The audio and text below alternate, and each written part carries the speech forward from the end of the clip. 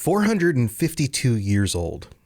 Can you imagine being on this planet for 452 years consecutively? I'm talking about Lorenzo Cabot, who shows up in Fallout 4, also in the Wasteland Warfare game and in Fallout Shelter Online. Now, Lorenzo is, as far as I can tell, the longest continually living on Earth person in the Fallout universe. Now, you may be going, wait a minute, there are people who have been around longer. What about Toshiro Kago, who was abducted by the aliens, and we discover him on the mothership in Mothership Zeta? Well, yes, Toshiro Kago is older. We've talked about him. You can go back and listen to that episode. But he was abducted, and as far as we know, has spent all of that time with the aliens. And as I speculated on that episode, we don't know if time dilation is a thing. We don't know what his internal clock is like. Has he been in captivity for hundreds of years? We don't know. We just know he comes from a time much earlier.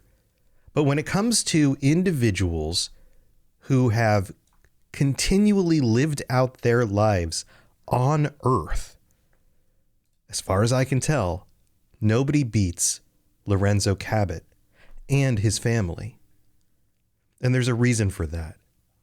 This story is going to dive into the mysterious and possibly aliens again. You know I love the alien stuff in Fallout and all the wacky things. Let's get into it.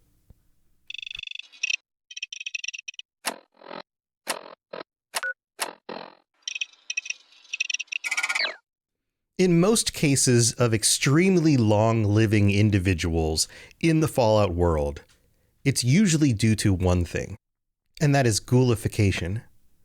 We know a number of individuals, you come across many of them in the games, that lived before the bombs dropped, were ghoulified, and then because of that, their lives were extended. And we still get to meet them 100, 200 years later after the bombs fall. But with Lorenzo, the story is different. We need to go back to 1835. This is when he's born, on March 28th. 1835. Think about the distance here. Even from our own time, that's almost 200 years in the past from now. 1835, the Civil War has not yet happened in the United States. 1835, the United States, which he lives in, is a very young country. Most people are farmers. The Industrial Revolution hasn't even really gotten off the ground yet. And in this world, Lorenzo Cabot is interested in something very peculiar, especially for people of this time period. Ancient civilizations.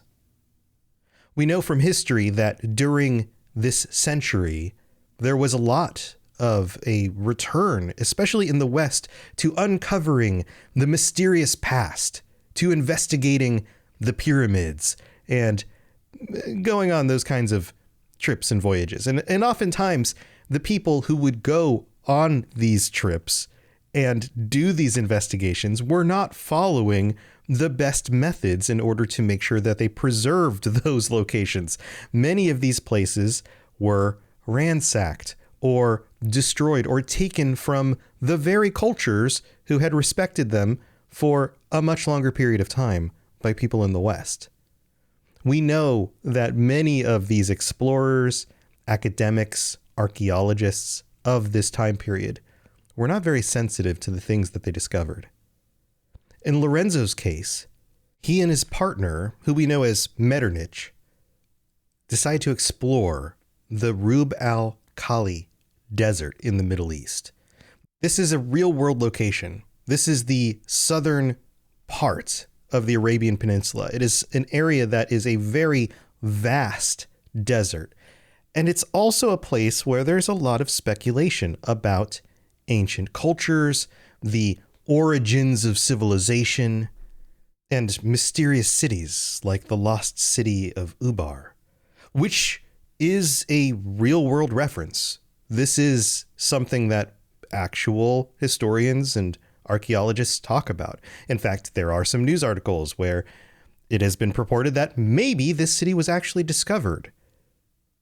But what's important to us here is that in the 1800s, and this is toward the end of that century, 1894, Lorenzo and his partner set off to the Middle East in order to explore a vast desert, and they discover something. In May, they find a subterranean structure holding, get this, non-human remains and artifacts. Now, I find this particularly interesting, especially with our current news and the news that's come out over the last, say, 6 months or so about these alien bodies that were supposedly displayed in Mexico. And there's this mystery surrounding the location in Peru, which supposedly, according to some sources, is some sort of underground location with the remains of non-human bodies and artifacts and things like that. So for a game that came out the number of years ago to be going into this sort of detail is particularly interesting. This kind of mirrors a little bit of that real world speculation about these mysterious things that have been brought to light recently. Lorenzo and his partner discover this location, and they find a number of artifacts. The most important of these artifacts is a crown. The crown is the only thing Lorenzo takes from this site, and we know that he begins wearing it almost immediately. And this crown changes him. It seems to work on some sort of neurological level, as if it actually links into his own brain and his nervous system, and begins giving him knowledge. Knowledge of things that he otherwise would never have had or had access to. Information from some ancient civilization, potentially non-human in source. And he leaves the site with the intention of teaching his family about these findings, and then decides, against his partner's wishes, to bury the lost city of Ubar, if that's exactly what they found, back under the sand, so that the rest of the secrets would remain hidden until they could return and gather everything else up. Lorenzo heads back to Boston. He lives in Boston. He lived in Boston in the 1800s, and he's different. Not just mentally, not just the new information that this crown has implanted in his mind, but he is physically changed as well. It's not long until he realizes that he has not only gained some physical strength, he's in a much better physical condition, but it seems that his aging has halted as well. And this is from continual wearing of this crown. He doesn't take it off. And it appears that that's not really the only thing that's going on here. He doesn't take it off, not because he enjoys wearing it or he realized the benefits and didn't want to age anymore. Although at this point, he was already 63 years old. He can't take it off. It could no longer be removed once he returned back to Boston without physical pain and damage. Now, the crown not only gave him information, improved health, kept him from aging, but it also seemed to give him psychic abilities. Things like telekinesis. It was slowly, or maybe actually more accurately, quickly, turning him into almost like a god. Now, I want you to put yourself in these shoes, because there are certain things that happen with human beings when we go through certain types of situations. In many situations where people are given extreme amounts of power and wealth very quickly. And I'm not saying he got wealthy here, but that's a similar kind of thing. You're given a lot of wealth, you can do things you never could do before. You start viewing the world in a different way.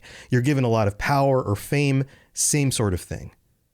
In most of those situations, when it happens extremely quickly, without too much effort on the individual's part, they become extremely disconnected from the people around them. They lose a sense of empathy. They gain a feeling that they can do whatever they want. And because of that, they become miserable. Life is no longer a challenge. They get to try and do whatever they want. So nothing is new and interesting anymore. Everything is within their grasp. In a situation like this, you have an individual who had a drive to discover new things and explore the past, and they come back changed, physically changed. They are no longer aging. They could live forever in a body that is healthier than they have been in probably decades. And on top of that, they have psychic abilities, things that nobody else can do around them, and a continued connection to what appears to be either information or individuals themselves who are depositing in their mind answers to some of the biggest questions that humanity has, and information that nobody else will ever be able to understand. If Lorenzo Cabot in this situation doesn't somehow disconnect from the people around him, that would be a miracle. This is the kind of situation where it would 100% be expected that you would have a very difficult time adjusting to all of this so quickly. We find out that in this time period, not too long after he returns back to Boston, he becomes psychotic, paranoid, and violent. He becomes a risk to the rest of his family.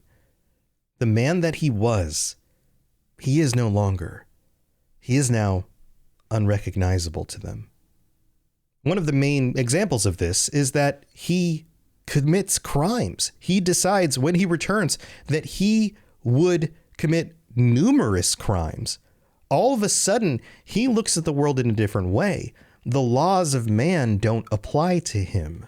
Now, is that because he knows something that we don't know and so therefore is willing to make that sacrifice? Or is this an ego thing? I'm powerful. Nobody can stop me. I can do what I want. Now, it seems that his family's influence, his fame, his fortune, whatever they happened to have at that moment in that society, was enough to keep him from being convicted. But the family decided they needed to do something.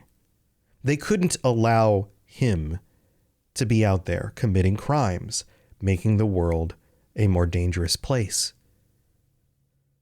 So in July of 1898, his family, his own family, confines him in the basement of the Parsons State Insane Asylum to stop him from committing any other terrible acts.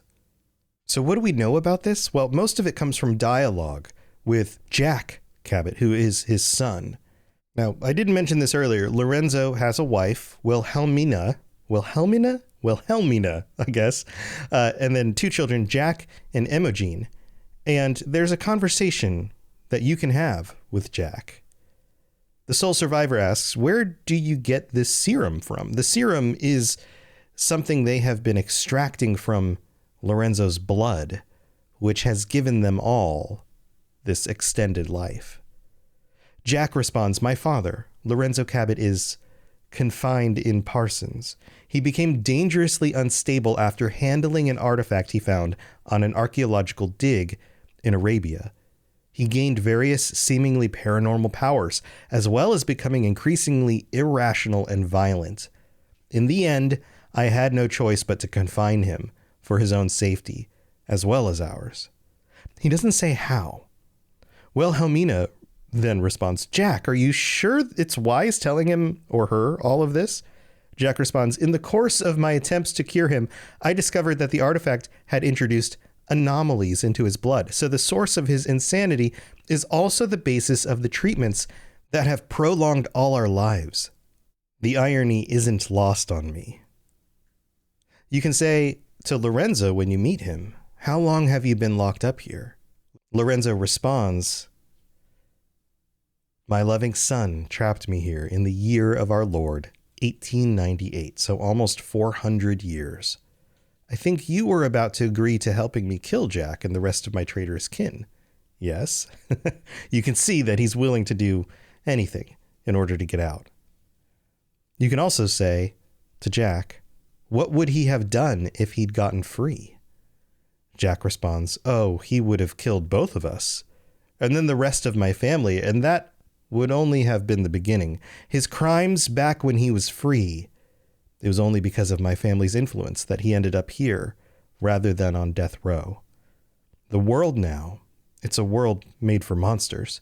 Nothing could have stopped him. No, I've answered my own question. We truly had no choice. So I'm assuming, based on this information, that Lorenzo was caught by the authorities and was in a situation where he was not, in that moment, willing to physically fight back, to telekinetically push them away, or to take them all on himself. Or had considered that should he decide to go with them, that he would be able to free himself at any moment. But that doesn't happen. They lock him up under the asylum in a cell that he can't escape from, and he has been there for 400 years. So it becomes very clear in going through this quest line, in talking to everybody, why everything has happened the way it has, and why they've decided to keep him alive. I'm sure there's some sense of, well, that's our dad, or that's my husband. We love him. We want to not kill him.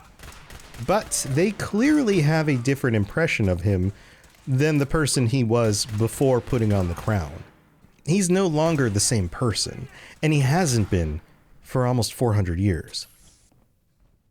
But there's a twist to this.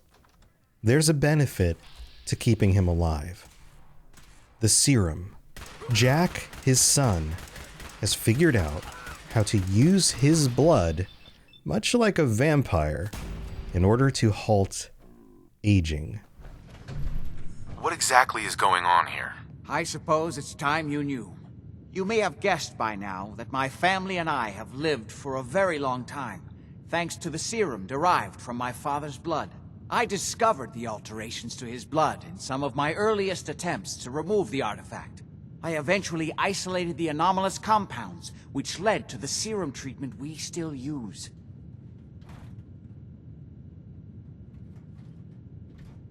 Why can't you remove the artifact? When Lorenzo put it on, it somehow fused itself with his nervous system. All my early attempts to remove it nearly killed him. Since then, I've confined myself to trying to understand how it works, in the hopes of neutralizing or disabling it. It's hard to overstate exactly how dangerous the artifact has made Lorenzo. In addition to being homicidally psychotic, he has also gained enhanced strength and unusual resistance to most kinds of physical damage. He also commands a kind of local telekinesis, which appears to be projected by the artifact itself. Now, we need to get to the basement before these intruders find a way to set Lorenzo free. Follow me. This family, the wife, the two children, have kept themselves alive all this time by using this serum. So sure, Lorenzo's locked up. He's safe. He can't hurt anybody.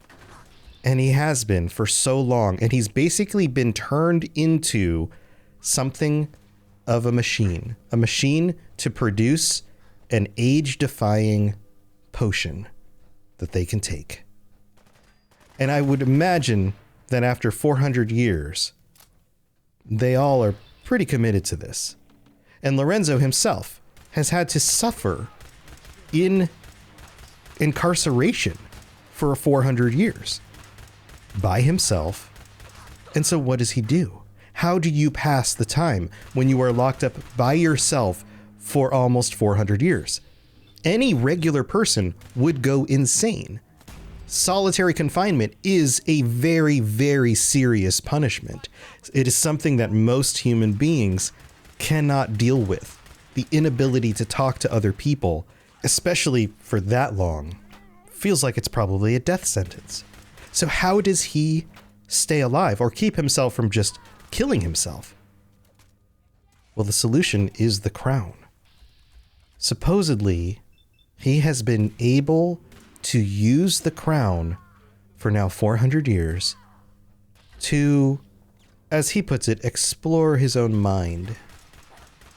And what I think that means is to connect to this early precursor civilization and maybe even have conversations with them. If not conversations, then to continue to download information and at least have something to think about and new information coming into his brain.